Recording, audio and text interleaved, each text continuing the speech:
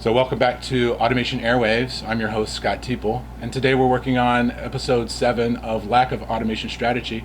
And my guest today is Lee Coulter, so thanks for coming in today. Absolutely, good to be here. Yeah, good. So as we like to start off and we start to explore what is lack of automation strategy, Lee, could you just describe for us or define what we mean by lack of automation strategy? Well, really, lack of automation strategy is lack of automation strategy. One of the things we notice about programs that are successful and not successful, one of the hallmarks is there a person in the organization that has a title, Director of Automation, VP of Automation, Head of RPA? Is there somebody, and there's a strong correlation between having a strategy and having a person with a title that says something about automation, a very strong correlation. And it's pretty unlikely. And why is this important? Well, because if there's somebody with a job, I have a saying, if you want something done, make it someone's job, Yeah, right? Mm-hmm. So if someone has a job, then chances are very good then they're going to want to have some strategy. They're going to want to have budget for it. They're going to want to understand the coalition of necessary partners needed to be successful with their strategy. It will be a strategy that gets rolled up into the larger enterprise strategy. It will be something that gets decomposed into the goals and objectives of the organization. So this is kind of the reverse answer of your question, but the lack of is going to run into all kinds of problems. If you don't have a strategy, I'll give you a very simple example. If you don't have a strategy that has been, quote, approved by the organization, then IT doesn't have a budget line item for the servers you need. Nobody else is carrying a line item for the licenses you need. Nobody's carrying line items for your subject matter experts to spend a third of their time over the course of a year in Scrum team meetings and sprints. Users are not going to be, they're going to be surprised and bewildered when they're asked to participate in user acceptance testing as a part of 2-week sprints. And I could continue to go on. When you want to procure something, if you don't have an approved strategy, it's really hard to buy stuff. And so we can talk about, there's baby strategies, which we see a lot, which is, let's go explore the space. Is that a strategy? No. Let's go do a proof of concept. Is that a strategy? No.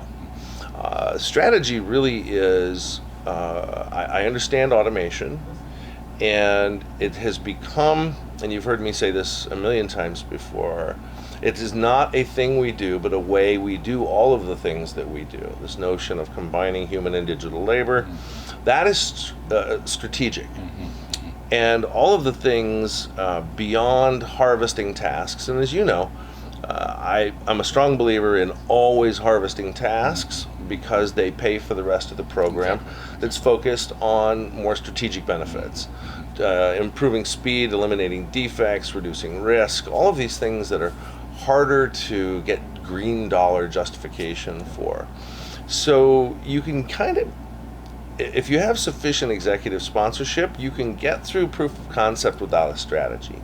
But to truly get an enterprise scaled program, you've got to have a strategy. And that almost always implies that there's a person who owns that strategy, and it's been socialized and circulated. Yeah, and almost a defined of what success looks like to ensure that it continues year over year over year. Because if not, how would you measure that it's even successful? Well, and I think I wrote a piece on it a while back, which is, automation software is a box of possibility. Absolutely. Right? You open up the box, for those who remember what box software was, and you install it, and it doesn't do anything. Right? It is a business program, and by that, almost by virtue of that statement, it is a business program. It needs to be strategy held by the business. So it's not an IT project that has a finite start and end. And as you and I have talked before, when you begin this kind of work, you don't come to the party with one giant, big, gnarly, hairy use case. You're doomed to fail. You bring a suitcase full of happy path plus one exception path use cases that are easily attainable. And here again, it implies you have a strategy. where are we going to begin our use case identification? Strategy might say we're going to stay well clear of any process involved in the preparation of financial statements, right? Because audit will be all up in your grill. And so having a lack of automation strategy is it is a very deep stall point. Some of these stall points of the 13, some of them are tragic and can literally kill a program.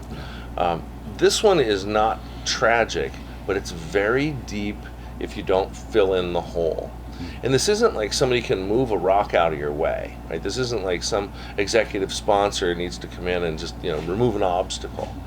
It's a canyon in front of you, and the only way to cross it is to fill it with a strategy so that you can pass on that stall point and move on. And that requires the participation of a good cross-section of the operation or business segment that's embracing automation. Yeah, so you did a pretty good job of talking about the problem or the identification of the cause, but what if somebody was really walking along that crevice and is not building that bridge over that, right? And they're just kind of avoiding it and just moving and just we'll just keep putting out. What would you say to them, and how do they bridge that, or how do they create that type of dialogue with the individuals to say, hey, now's the time that we start working on our strategy? I remember walking along the edge of that chasm some years ago, and it's a slog, man. It's wet cement, it's quicksand, it's marsh, and everything is hard. Trying to get access and security provisioning for the bot is it takes ages. Trying to get audit to be okay with you using automation in a part of a process. That and inevitably, and I don't have data to back me up, but I would say anecdotally, in the people I've talked to that are stalled, I have this saying, I talk about a single bot enterprise, a double-digit bot enterprise, a triple-digit bot enterprise, and there are some quadruple digit bot enterprises out there, but not a lot. They're stuck at single digits, right? They got a few use cases in. They probably got enough to save the money spent on the initial effort, and that's where it sits. Because nobody has really sat down to say, all right, what all do we need to contribute, and what all can we do with it? And without that education, that awareness, the support, and there's a tacit approval, right? If it's in a strategy document somewhere that says that we're going to leverage automation for the following, fill in the blank, then people kind of look at you whenever you ask for anything like, this isn't on my priority list. No. And something like with some of the experiences that we've seen is that you're either pushing paper down and you're trying to get approvals, but nobody knows what you're talking about. So you're spending so much time continuing to re-educate people on what exactly you're doing because you don't have the strategy to fall back to, or this alignment across to say, this is what we're trying to accomplish, let's move on and let's get this. And we're constantly trying to get people on board. And I would just say, finding a person who has a title that reflects an accountability to deliver some sort of programmatic benefit from automation. I think anybody who's listening to us could probably immediately connect to, we don't have a person, and we really don't have a strategy, and we're experiencing all of these things, or hey, we have a person, and either we have a strategy, or I know that a strategy is being developed. And that really defines the difference of being able to get past that single-digit stage. I mean, proof of concepts typically there's a lot of excitement because you've knocked off some sort of piece of process fragment which irritates everybody. So everybody's really happy to see it go. And then a couple other people are like, and we could do this and we could do that. And then by the time you get to like the seventh one of those,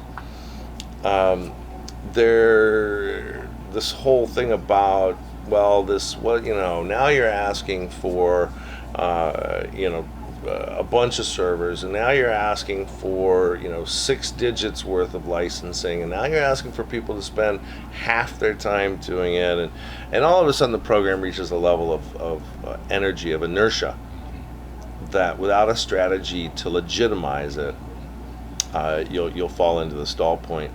And I've seen some programs wither, right? If a program stalls for sufficiently a long enough period, the old conservation of angular momentum, it'll actually come to a stop. And it may require somebody else in a different place to do a restart. But always my recommendation is have a strategy.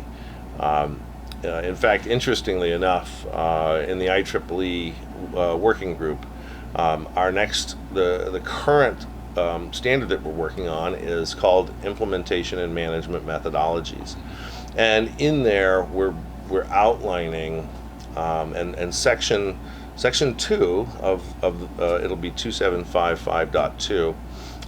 It actually talks about strategy and strategy development. Exploration is first, and then it's strategy. So really go get smart, go learn what this stuff can do, how do you do it, how do you do it successfully, and then go build a strategy. And it's that fundamental. That is, I think it's critical, especially when you're thinking about all the different departments and all the different, organizational that are really there to help and to support as you really grow this. And without having that strategy, you're likely going to be causing a fair amount of confusion and not really being successful. Well, it's just going against the grain. And the work of leadership is to bring together, coalesce, and align diverse agendas. And it's virtually impossible to get alignment on automation if somebody hasn't said, this is a strategic enabler. And I want to underscore enabler, because it's not a thing that we do, it's a way that we do the things that we do.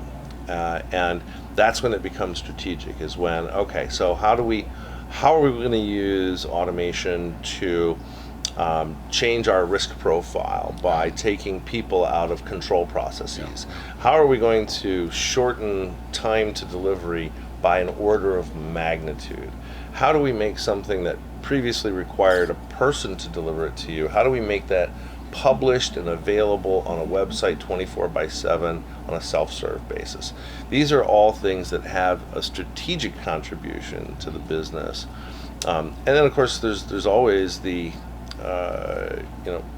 hit your productivity goals. And the fabulous thing about automation and productivity is, as you free up hours and return them to the business, you have a lot of latitude about what do you do with that capacity. What higher value work will you be doing? What new or different work will you be doing? I think, Scott, you've been doing this for a long time. I still am not hearing of organizations using automation to really go after labor elimination. Right. It's really about creating capacity to do the stuff the business was really hoping you were doing anyway.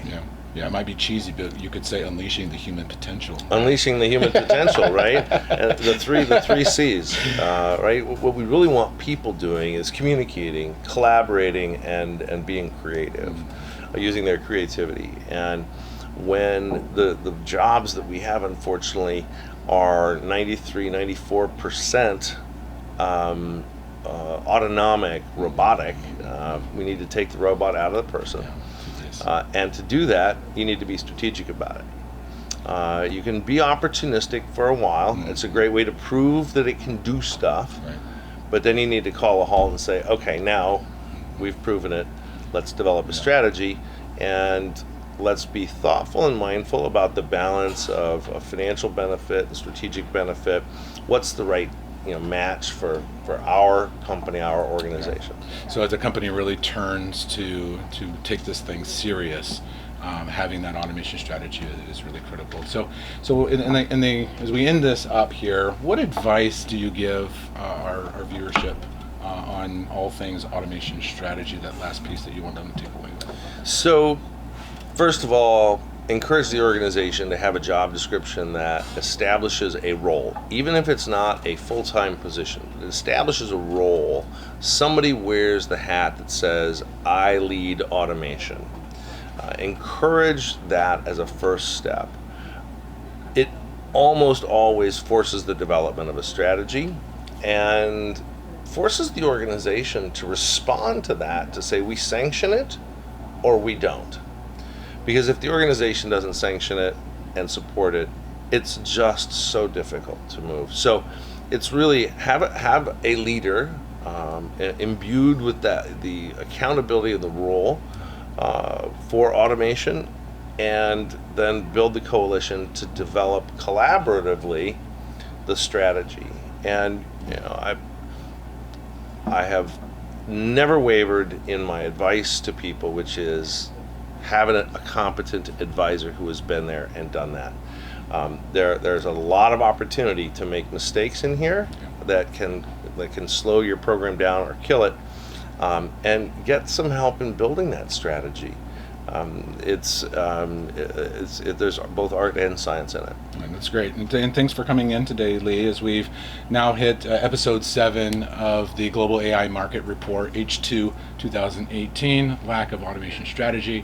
And don't forget to go out to the agilifyautomation.com and take the maturity assessment.